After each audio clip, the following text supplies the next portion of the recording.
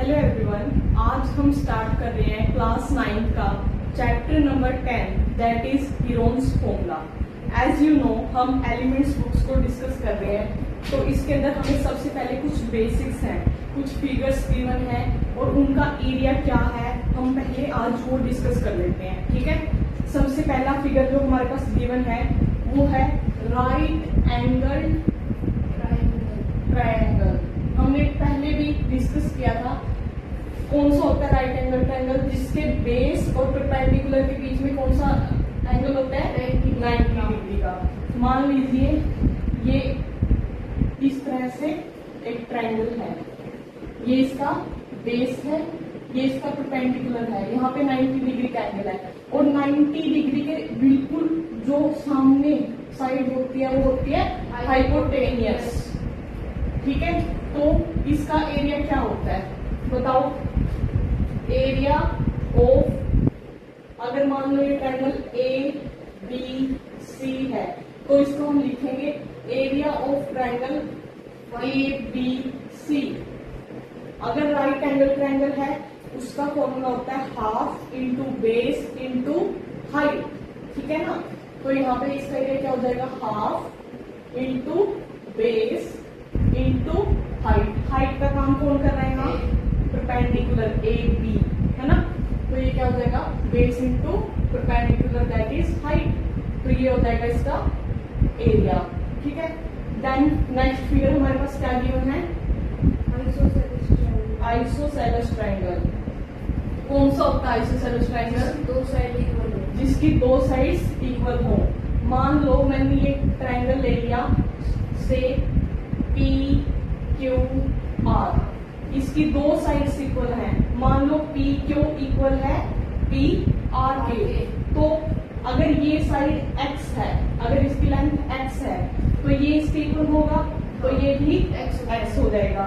और मैं मान लेती हूँ जो QR है ना इसकी लेंथ A, क्योंकि ये तो इनके इक्वल नहीं है तो इसको मैं कोई भी लेंथ ले लेती हूँ A B C as you wish.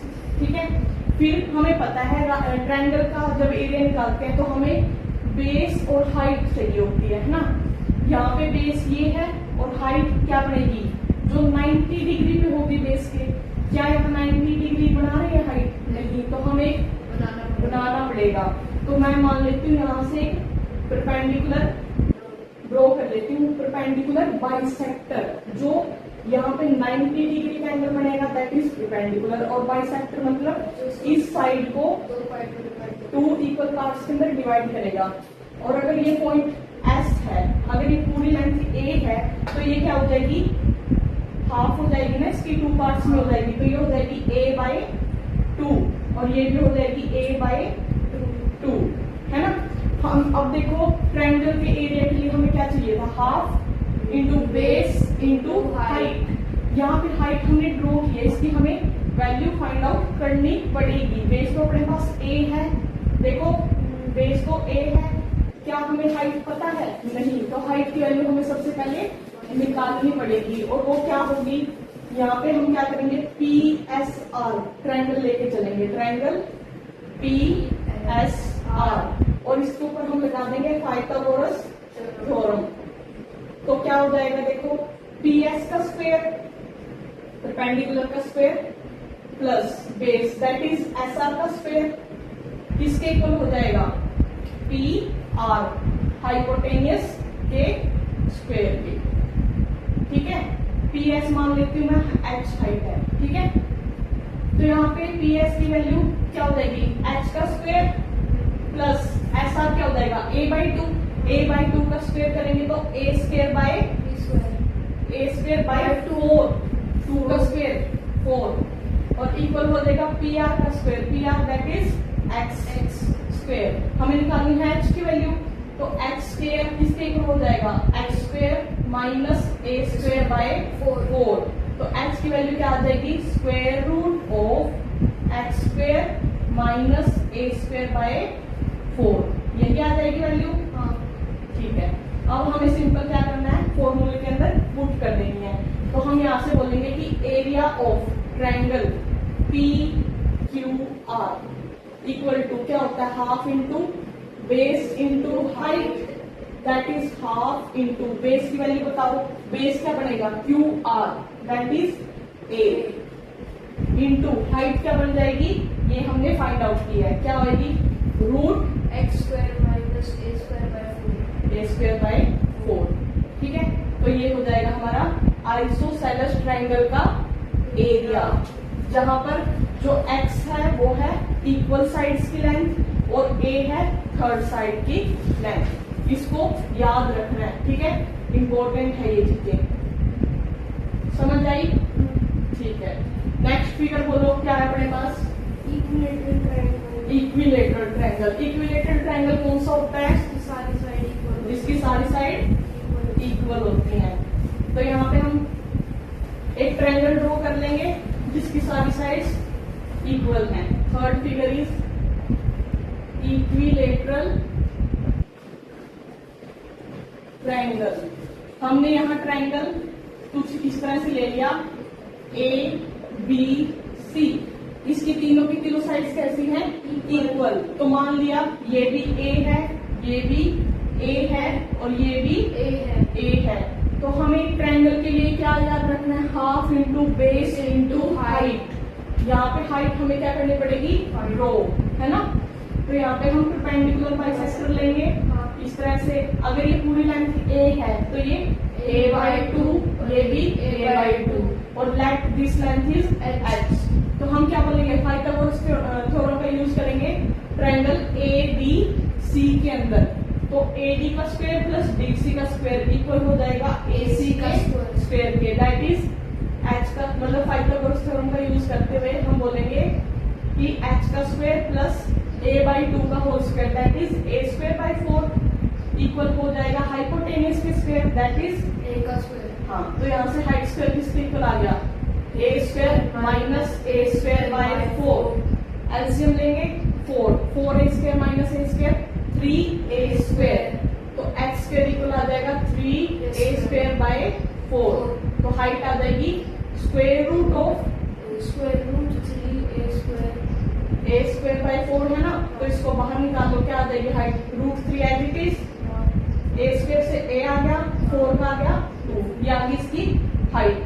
तो अब एरिया ऑफ ट्रायंगल ABC निकालेंगे, तो हमने क्या बोला था half into base into height, base into height. तो हाफ इंटू बेस क्या है BC that is A, height क्या है रूट 3 बाई 2a, यही आ जाएगा। तो एरिया क्या हो जाएगा root 3 as it is a into a square divided by 2 2 जा 4। So this is area of equilateral triangle, जहां पे a जो है उसकी साइड्स की लेंथ गिवन है।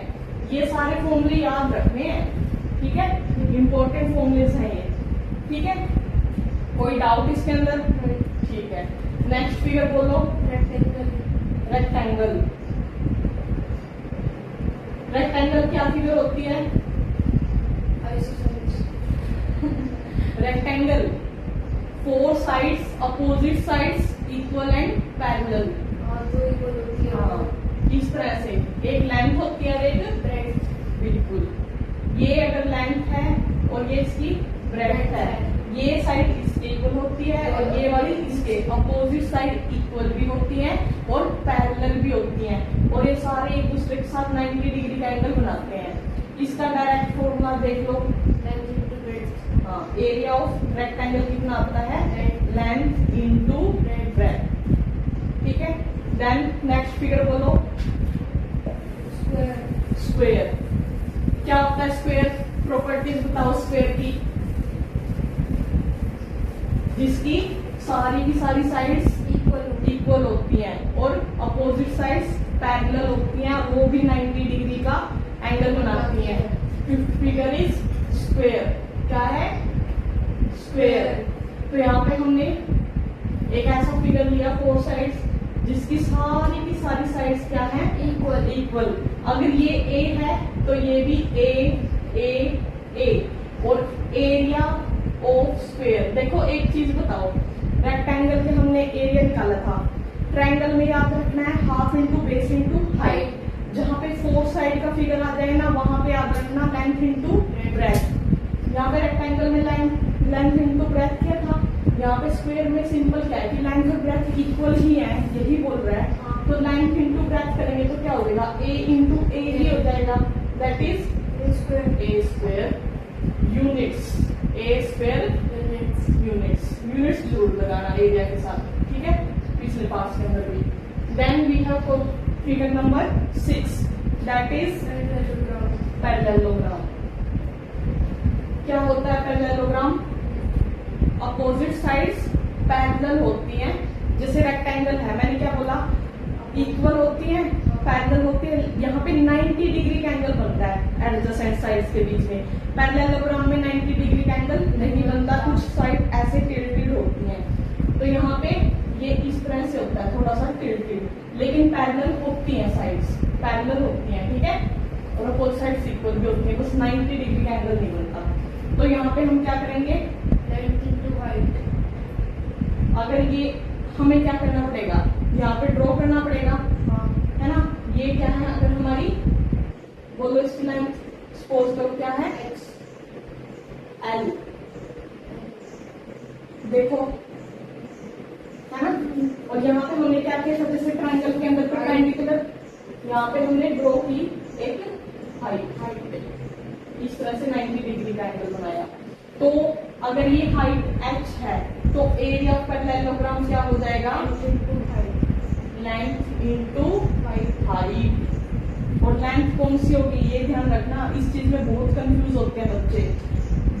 जिस कॉर्नर से ड्रॉ किया हमने परपेंडिकुलर, क्योंकि अगर ये एल है, ये भी तो एल ही है, ये क्या है एल, ठीक है। यहाँ पे देखो ट्रायंगल के अंदर जब हमने किया था तो half into base into height लिया था।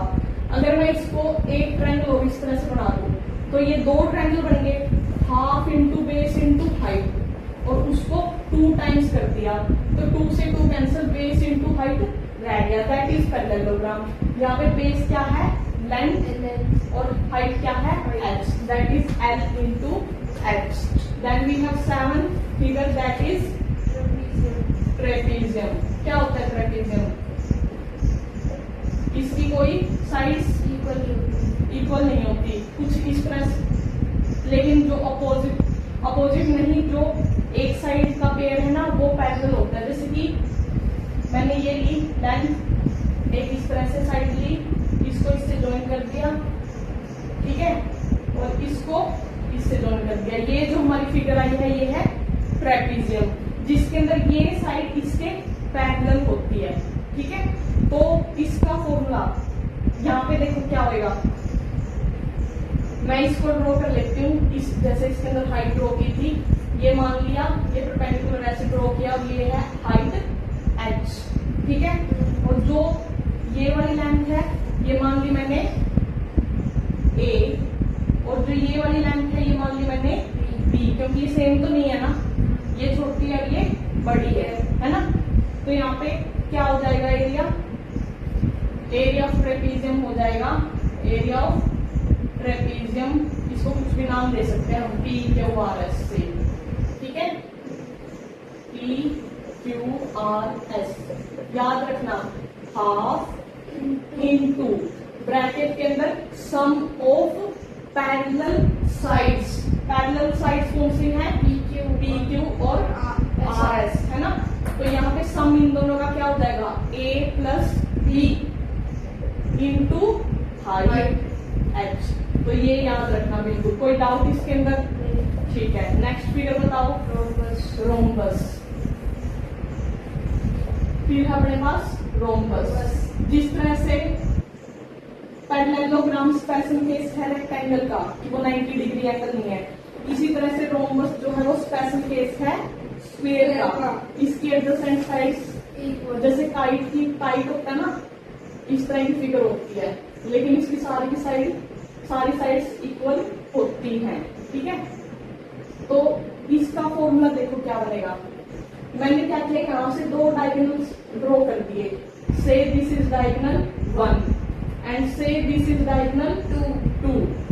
तो जो एरिया ऑफ रोम्बस होता है ना वो क्या होगा, 1/2 into B1 into B2, 1/2 into D1 into D2, क्योंकि देखो बेस इंटू हाइट करते थे।